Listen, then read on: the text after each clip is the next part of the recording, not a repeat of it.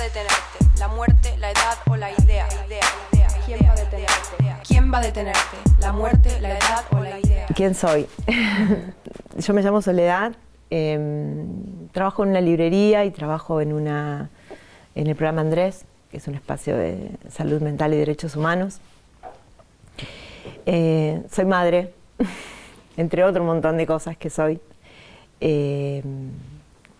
Participo de la campaña activamente desde el 2017. Antes no, tenía otro tipo de participaciones, otro tipo de militancias. En el fondo una termina pensando que su accionar cotidiano es una militancia, ¿no? A lo mejor en el espacio, en la casa, el espacio donde vos funciones cotidianamente. No sé, soy como un montón de cosas más, pero no sé, podría decir eso ahora. Una cosa importante que me olvido, mira, lo había pensado, pero que no es mi militancia base. Yo soy lesbiana, digamos, y si bien no milito, digamos, en el movimiento LGTB, en EQ+, sí participo, digamos, de todas las acciones que el movimiento hace. Participo en términos incluso organizativos, digamos, en el encuentro nacional que hubo en Rosario hace 2 meses, en la organización de las marchas, pero no es la bandera en la que yo milito, digamos, públicamente. Soy lesbiana, estoy casada, como la ley manda, digamos, pero lo digo siempre como en chiste, ¿no? Pero y casarse fue una cuestión, porque yo no me hubiera casado, porque no creo demasiado en algunas cosas del Estado, pero sí entendí que para mi compañera no es solo sacar del ámbito privado una situación y volverla al ámbito público, es que se vuelva público para toda la gente con la que una se vincula. Porque van las madres, van los padres, van tíos, abuelos, o sea, es como, ¿no? No es solo salir del closet. Yo no lo necesité, tuve la suerte, soy una privilegiada, digamos. Yo salí de mi closet y no me ha costado, digamos. No he transitado lugares que no me fueran amables, por suerte, ¿no? Pero entiendo que eso sucede. ¿Esta amabilidad te hace sentirte ciudadana sexual? Mira, cuando vos nos dijiste más o menos de qué íbamos a hablar, yo no sabía que era esa categoría, no la había escuchado en mi vida, es re loco. Yo vengo de la antropología, la carrera no la terminé, pero estudié muchísimos años. Y entonces fui a ver un poco qué era.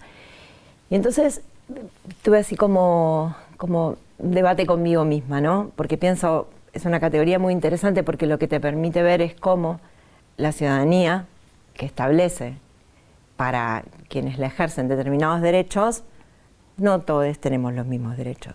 Y entonces pienso que poder pensar en, digamos, identidades sexogenéricas o identidades políticas nos permite, digamos, salir a discutir algunos derechos, conquistarlos si no los tenemos. Pero no me parece que sea, yo pensaba, me parece interesante pensarlo así, pero no sé si es la única manera. Porque a veces discutimos o sostenemos esos derechos desde otros lugares, porque no somos solo una cosa, digamos. Me parece una herramienta súper interesante.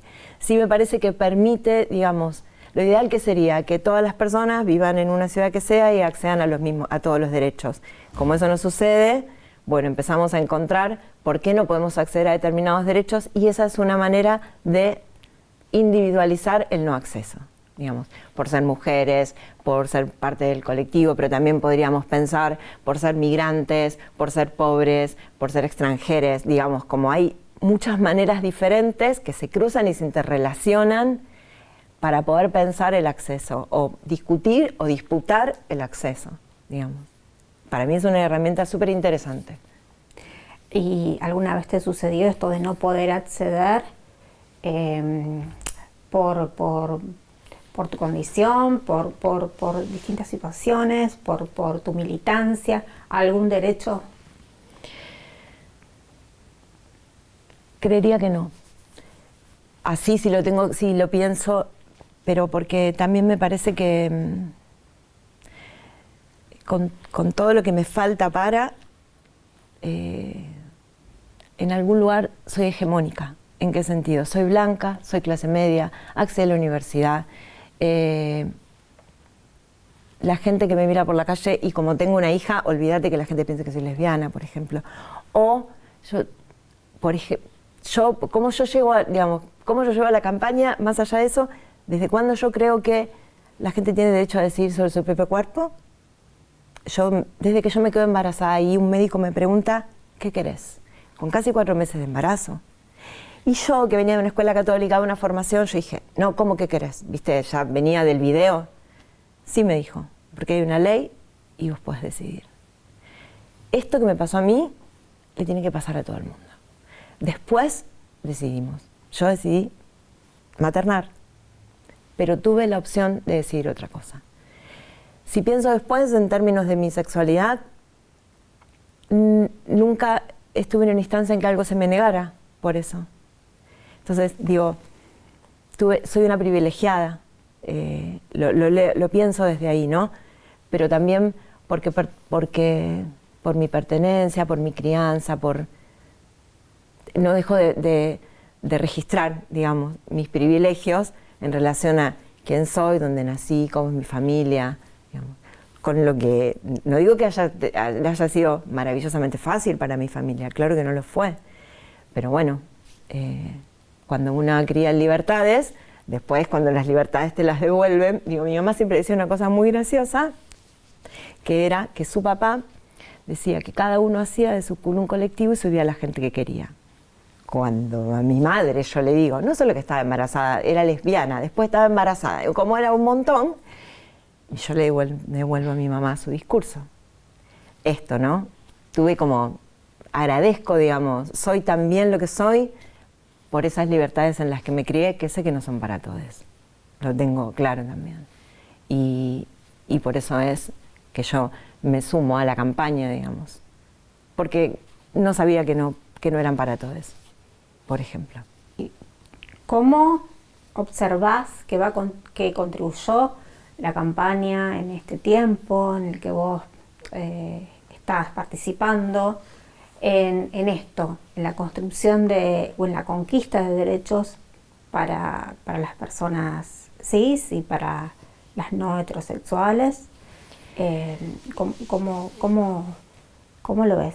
La campaña es un espacio muy amplio, transversal, horizontal, transgeneracional, que milita por la educación sexual integral, por el acceso, digamos, a los métodos anticonceptivos y por el acceso a la interrupción de un embarazo. Son los derechos sexuales y reproductivos de quien los necesite. Me parece que eso es como un gran paraguas, ¿no?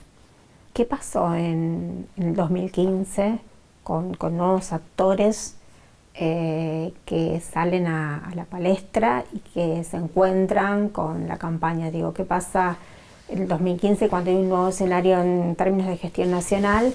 El 2015 para mí, en esa masividad, encuentra, como me encuentra a mí, empezando a participar de instancias de las que nunca había participado. Si bien yo había participado muchos años antes, digamos, estaba en el Carnaval del Pocho, yo tenía otro recorrido más territorial, a mí me vuelvo a encontrar con un montón de compañeras. El 2015 comienzan en noviembre, el 25 de noviembre, pero un poco antes o después, a partir de esa gran marcha del 25 de noviembre comienza a gestarse el Encuentro Nacional de Mujeres en Rosario. Y eso permitió, digamos, que todo ese, o por lo menos para mí, todo ese movimiento que se había dado en el monumento encontrara como un cauce, ¿no? Porque un montón de nosotros participamos de la organización del encuentro y no veníamos de ninguna organización, solo íbamos a participar del encuentro nacional, que fue increíble. ¿Qué pasa durante esos 2 años? ¿Cómo llegás al 2018? ¿Qué sucedió en el 2018 en relación a los reproductivos, no reproductivos? La campaña por el derecho al aborto legal, seguro y gratuito es nacional y a su vez tiene regionales en un montón de puntos del país. Las regionales empezaron a crecer en lugares donde había a lo mejor alguna compañera que activaba o un grupo feminista que activaba o varios grupos, empezaron, bueno, queremos militar, digamos, por el derecho a la interrupción voluntaria del embarazo, porque la interrupción legal del embarazo ya existía. Y esto es lo que a nosotras a mediados de 2018 nos permite. Cuando se produce la despenalización social, a su vez, lo que se produce es, pero esto es un derecho, una parte de este derecho ya está conquistado y es parte de una ley. Lo que nosotras queremos conquistar es que vos puedas decidirlo sin tener que dar explicaciones, sin que tengas que entrar en el marco de una causal. Lo que el 2018 permitió, las plazas verdes, nosotras transmitíamos los debates, había un montón de gente participando, y una de las cosas con las que yo participé fue en Rosario empezó a producir pañuelos. Nosotras entregamos en esta provincia más de 40.000 pañuelos. Nos escribían de pueblos, de lugares, veíamos estrategias, quién viajaba, quién los podía llevar, si, tenemos una compañera que va a tal lugar, si vos lo podés buscar. Eso fue increíble, La campaña creció de una manera impresionante. Y llegamos a un Buenos Aires. Una parte fue a Buenos Aires y otra parte se quedó acá. En Rosario, en 2018, nos prestaron la Facultad de Humanidades. Se llenó Humanidades, se llenó la calle por Corrientes, se llenó... la gente pasó la noche en la facultad. Fue impresionante. Y como decimos nosotras no perdimos en el Congreso. A nosotras, los senadores, nos negaron un derecho por el que volvimos después, ¿no? Pero ese 2018 fue esa sensación de la fortaleza. Más tarde, lo imposible solo tarda un poco más, dice mi hermana. Y bueno, y llegamos. Y ese 2018 entonces fue como el puntapié para poder fortalecer la construcción de un derecho. Este camino que finalmente nos lleva al 2020 y a poder decidir sobre las corporalidades. Yo creo que del 15 al 18 podemos pensar, y sobre todo en el 18, ese fortalecimiento que se da con la incorporación de ese apoyo social a la lucha por el derecho al aborto. Ningún derecho se conquista solo pidiéndolo, se conquista luchando, se defiende luchando. Se empieza 10, siguen 50, después son 100. Yo creo que todas esas voces en la puerta del Congreso son las que lograron en algún punto también que ganáramos un derecho. No pensemos, sí son los legisladores los que votan, sí hay un montón de organizaciones que sostienen, pero la presión social no es menor, Sin esa presión social, no sé si en el 18 caído tenemos 20. Entonces vos decís que el 2020 fue un escenario anunciado a partir de esta posibilidad. Yo no diría anunciado, era un escenario deseado. A mí me parece que el 18 fue un gran empujón, que cuando volviera a salir íbamos a estar todos ahí. Lo hicimos de otras maneras. Pensamos cómo construimos estrategias. Para mí esto es de los feminismos, ¿no? Si vos ves una marcha convocada por los feminismos y las diversidades, tenés marchas masivas, ¿no? Y enseguida nos podemos poner de acuerdo en 4 puntos que son lo que llevamos, El feminismo empezó a pensar estrategias. La campaña empezó a pensar estrategias, porque no se podía salir a la calle. No se podía salir a la calle porque estábamos en pandemia y porque aparte, parte de la campaña es la Red de Profesionales de la Salud por el Derecho a Decidir. Teníamos muchos compañeros laburando en los centros de salud. Entonces, y que nos decían que la verdad que estaba muy complicado y el miedo era mucho más el nuestro. Entonces gestamos estrategias. Logramos salir en los diarios, en las planas de los diarios. Eso fue increíble. Una acción que hicimos en Rosario, que es una foto hermosa, fue... porque estábamos en pandemia, los primeros 2 o 3 meses no se podía salir, pero después se podía salir poco. Bueno, entonces un día nos juntamos a las 8 de la mañana, las compañeras de la campaña, cerca de la llama votiva, llevamos letras, hicimos una foto y después cada una se fue. Y después hicimos una acción en el monumento, que fue, yo no sé si fue julio o agosto, convocamos a una compañera de cada organización social y política y marcamos el espacio en el monumento con una división de 2 metros, con calcomanías, y les pedimos a todos que se fueran sentando donde estaban las calcomanías y sacamos una foto zarpada, ¿no? Digamos, pidiendo que se tratara el proyecto. Un proyecto que, más allá de que había proyectos que venían desde los diferentes espacios, la campaña se había juntado después del 2018 a repensar el proyecto. En una plenaria nacional había llevado el proyecto que nos salió, había escuchado todo lo que dijeron respecto de nuestro proyecto y se sentó primero a trabajar en cada regional y con eso se juntó en una plenaria nacional a revisarlo y a construir, a armar uno nuevo. Yo creo que esa construcción tan horizontal, tan transversal, es también lo que nos permitió, digo, a mí creo que con los años vamos a poder dimensionar que una organización construyó un proyecto de ley que hoy es ley. Eso es increíble, digamos, y lo hicimos. Esa felicidad, esa alegría, hoy también se encuentra desafiada por otros elementos, por otras situaciones, por otros momentos, digamos, políticos, nacionales. ¿Cómo lo observas? Yo creo que nada está ganado nunca, digamos. Así como hoy tenés cosas, mañana puedes no tenerlas. A mí me parece que nuestra tarea hoy es, nosotros siempre decimos, nosotras como campaña no garantizamos el derecho lo garantiza el Estado.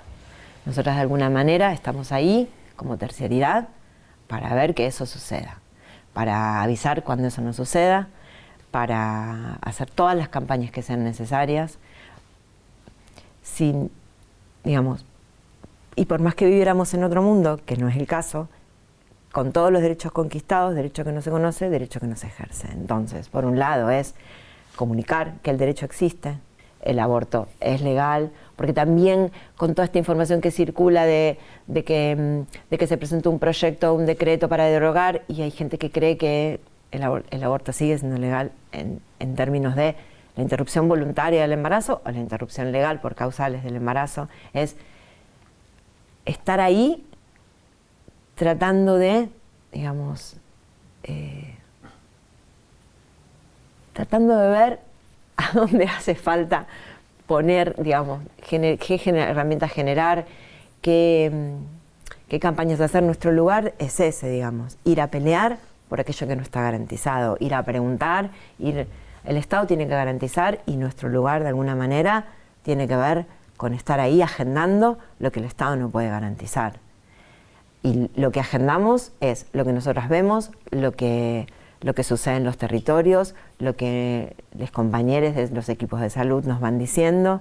Digamos, la campaña está conformada por cientos de organizaciones, no es un ente chiquitito que no tiene acceso, digamos.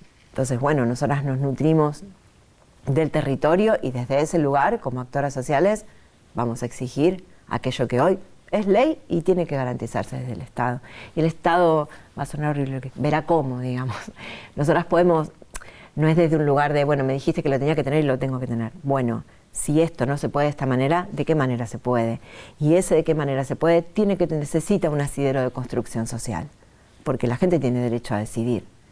Si antes decidíamos en un abanico de 15 y hoy el abanico es de 10, bueno, esto tiene que ser comunicado, tiene que ser construido, pero vamos a 15 igual, como no vamos a ir acomodándonos al recorte de derechos.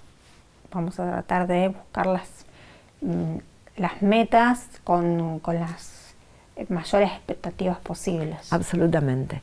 Creo que el desafío en este contexto hoy, donde la vulneración de derechos es tanta y desde tantos lugares, a veces una piensa, bueno, esta militancia que nosotros tenemos que tiene que ver con los derechos sexuales y reproductivos, a veces queda, ¿no?, en relación a hay gente que no come, digo, ¿no? Quedamos como... Pero bueno, creo que la militancia, nosotras no militamos solo por nuestros derechos sexuales y reproductivos, articulamos con un montón de organizaciones. Este es un momento en donde los diferentes espacios, cada uno con sus objetivos, tiene que poder articular porque tiene que ver con una política pública que se está diezmando en términos generales, digamos. Y estaremos ahí. Y estaremos tiene que ver exigiendo. Con el derecho a la salud. Absolutamente. Y la salud también de quienes menos tienen, Con la quienes salud no de podían todos. acceder de manera gratuita, ¿no? También. No solo eso, sí, claramente, porque es una cuestión de justicia social. Quien pudiera antes garantizarse una interrupción, lo hacía, y si no, era de una manera clandestina. Y aunque era legal la interrupción por causales, como no era una información que se tenía, no se accedía. E incluso teniendo la información, no necesariamente se garantizaba. Hay como una serie de situaciones.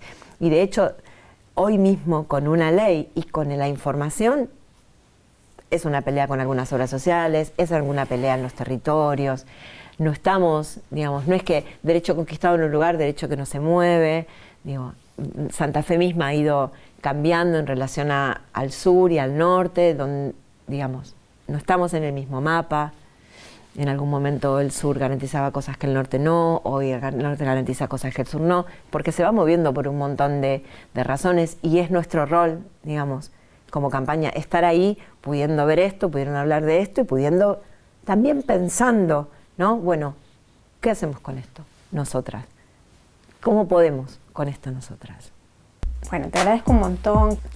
Muchísimas gracias por la invitación. ¿Quién va a detenerte?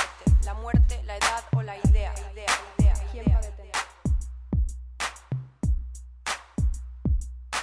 ¿Quién va a detenerte? ¿La muerte, la edad o la idea? ¿Quién va a detenerte? ¿Quién va a detenerte? ¿La muerte, la edad o la idea? ¿Quién va a detenerte? De tan histérica, histórica, ante que histérica, histórica, de tanto que siente eufórica, ante que histérica, histórica. De tan histérica, histórica, de tan histérica, histórica, ante que histérica, histórica, de tanto que siente eufórica, ante que histérica, histórica, de tan histérica, histórica.